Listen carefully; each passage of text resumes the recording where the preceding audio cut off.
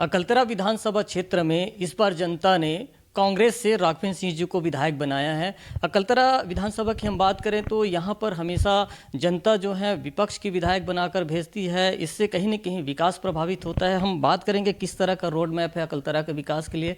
ये एक बड़ा मुद्दा यहाँ पे रहा है अकलतरा में कि जब भी जनता विधायक बनाकर भेजती है विधानसभा में तो वो विपक्ष का विधायक होता है। किस तरह की चुनौती देखते हैं विकास पे?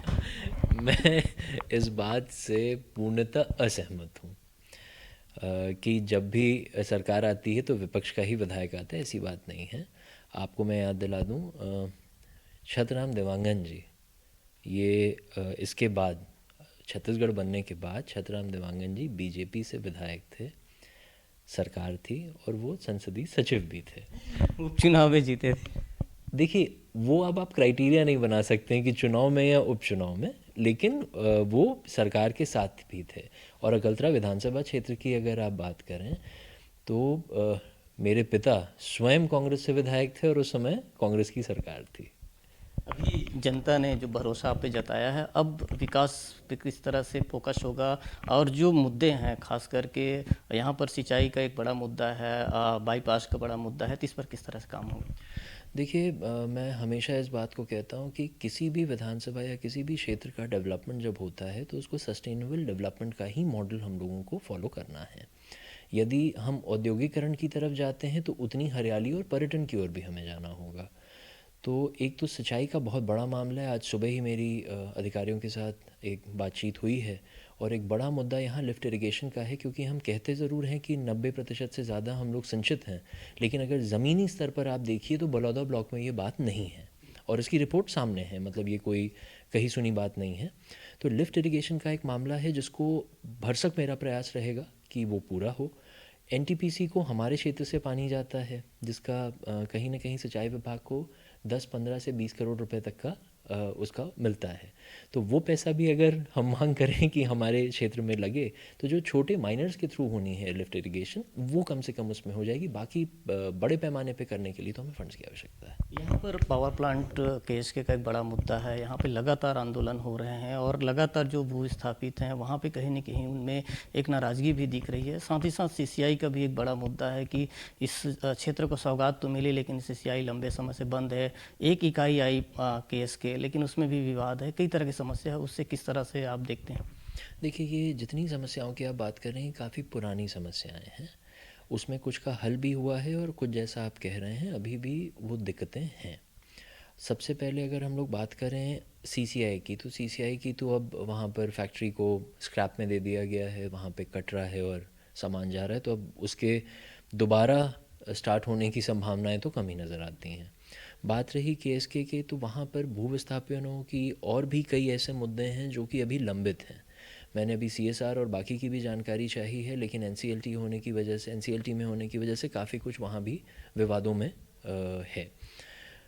कोशिश ये है कि जितने विवाद लोगों से संबंधित हैं जिनका निराकरण हो सकता है उसको त्वरित रूप से किया जाए। जीत के बाद लगातार आप क्षेत्र में जा रहे हैं, लेकिन एक बड़ा मुद्दा है अभी किसानों का कि सरकार ने घोषणा की कि 31 रुपये प्रति क्विंटल में धान खरीदी होगी जब सरकार बनने के बाद। लेकिन अब सरकार को बने हुए लगभग अब 20 दिन का वक्त बीत गया है, लेकिन सरकार ने अभी तक इसमें फैसला नहीं किया है। बस लगातार कहा जा रहा है कि 31 रुपये में खरीदी होगी। किसानों से किस तरह से आपकी बात होती है जब आप क्षेत्र में जाते हैं? मैं इसका थोड़ा विस्तारित आपको उत्तर दूंगा। जब ये बात अनुपूरक बजट जब आया, जब हम लोग विधानसभा में गए, तो वहाँ पर ये बात उठी कि आपने जो राशि अभी दे रहे हैं ये राशि सिर्फ और सिर्फ 2 साल के बोनस की है। तो पहला तो एक सवाल ये था कि वो आखिर उस ब्याज का क्या होगा। दूसरा सवाल ये था, कई जगह वहाँ पर मौत हो चुकी है, कई जगह फौत हो चुकी है और कई जगह वहाँ बंटवारा हो चुका है। तो एक वो बड़े मुद्दे हैं जो नीचे पर किसानों के पास हम लोग जब जा रहे हैं तो ये समस्याएं आ रही हैं। दूसरा, अभी तक बजट में, अनुपूरक बजट में 3100 के मामले को उसमें शामिल ही नहीं किया गया है। तो ये बात हम लोगों ने सत्र में भी पूछी थी और हम लोग लगातार आपके माध्यम से भी पूछ रहे हैं और सभी के माध्यमों से पूछ रहे हैं कि आखिर ये 3100 कब से देना शुरू करेंगे, क्योंकि इन्होंने एक मुश्त देने की बात की है। और इस विषय के अलावा ये बात किसान भी पूछ रहे हैं और किसानों की ही आवाज़ बन के हम लोग ये बात पूछ रहे हैं। एक और बड़ा मामला है महतारी वंदन योजना का। इन्होंने फॉर्म तो सबसे भरवाया, उसमें कोई महिला यदि विधवा हैं, विवाहित हैं, सभी को उन्होंने भरवाया, लेकिन ना अभी तक उसके क्राइटेरिया बाहर आए हैं। किसको देंगे? उन्होंने बजट में प्रावधान तो दे दिया है, लेकिन किसको देंगे, कैसे देंगे? क्या दोबारा फॉर्म भरवाएंगे या जो फॉर्म उन्होंने पहले भरवाया था उसी पर दे देंगे? तो किसी चीज़ की क्लैरिटी नहीं है। अभी अकलतरा के लिए एक बड़ी बात है कि यहाँ पर छत्तीसगढ़ का एकमात्र क्रोकोडाइल पार्क है कोटमी सरकार में। वहाँ पर कई बार भ्रष्टाचार के भी आरोप लगते हैं, और दूसरी बात विकास को लेकर के भी है कि जिसे एक राष्ट्रीय पटल पर या दुनिया के पटल पर लाया जा सकता है, तो आगे और किस तरह से उसमें प्रयास हो सकता है? सिर्फ क्रोकोडाइल पार्क ही नहीं, मैंने ये मुद्दा छत्तीसगढ़ के लिए, अकलतरा विधानसभा के क्षेत्र के लिए मैंने विधानसभा में ये बात रखी है। मेरे जो प्रथम भाषण है, मैं आपको उसकी कॉपी भी उपलब्ध करा दूंगा, उसमें मैंने ये बात कही है। आज अगर हम वाइल्ड लाइफ सेंचुरी 44% हमारा फॉरेस्ट कवर है पूरे छत्तीसगढ़ में। आज भी यदि हम बात करते हैं सेंचुरी या नेशनल पार्क जाने की, तो अभी भी हमारा रुख कान्हा और बांधवगढ़ की तरफ ही होता है। क्यों नहीं बारनवा पारा में, क्यों नहीं हमारे अचानक मार में, क्यों नहीं बस्तर में, क्यों नहीं सरगुजा में इस तरह की वाइल्ड लाइफ की चीज़ें हो रही हैं? हम लोगों को ज़रूरत है डेवलप करने की। जैसे यहाँ पर क्रोकोडाइल पार्क है, छाता जंगल तो इन लोगों ने काट दिया, रोडें निकाल दी, और रोड बनाना बुरी बात नहीं है, लेकिन उसके बारे में भी इनको सोचना चाहिए था। तो क्रोकोडाइल पार्क हो गया, और आसपास के जितने जंगल हैं, इनफैक्ट छत्तीसगढ़ में जितने जंगल हैं, हम लोगों को उसको इको टूरिज़्म के हिसाब से डेवलप करने की आवश्यकता है।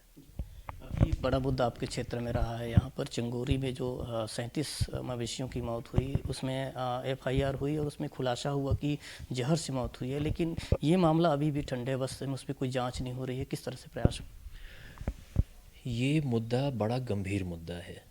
गाय की मौत होना और उसमें ये पता लगना इतनी संख्या में कि उनको जहर दिया गया था, तो इस पर तत्काल कार्रवाई होनी चाहिए। पुलिस प्रशासन क्यों सुस्त है? बार बार बोलने के बाद भी कार्रवाई नहीं हो रही है, और SP साहब से भी हम लोगों ने इस बारे में चर्चा की है, और लगातार इस पर देरी ठीक नहीं है। इस पर जो भी दोषी है उसके खिलाफ कार्रवाई होनी चाहिए। एक अंतिम सवाल, अकलतरा को लेकर के किस तरह से आपकी संकल्पना है? क्योंकि जनता ने 5 साल के लिए आपको प्रतिनिधि बनाया है, तो एक मन में रहता है कि हम किस तरह से अकलतरा को विकास की ओर लेकर जाएं। तमाम वो विषय हैं यहाँ पर, कोसाइडिंग का भी मुद्दा है, कई तरह के मुद्दे। देखिए, अकलतरा के प्रति सबसे पहले मैं एक बात बता दूं, अकलतरा के प्रति मेरी प्रतिबद्धता सिर्फ एक विधायक के तौर पे नहीं है।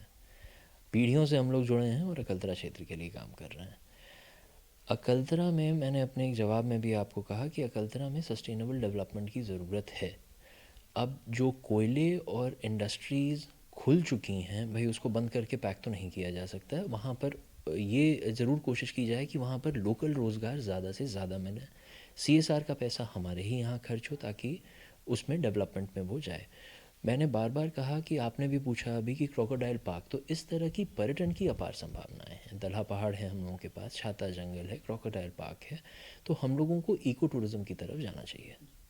ये हमारे साथ अकलतरा विधायक राघवेंद्र सिंह जी, जिनका कहना है कि अकलतरा के चौतरफा विकास के लिए वो लगातार प्रयास करेंगे, और उन्होंने अपनी मन में एक संकल्पना भी बना रखी है कि यहाँ पर हर वो ज़रूरतें पूरी की जाए। खासकर उन्होंने मजदूरों, रोजगार और किसानों, सभी मुद्दों पर उन्होंने कहा है, और पर्यटन के दिशा में भी जो विकास है उस दिशा में भी वो काम करेंगे। राजकुमार साहू, IBC 24, जांजगीर।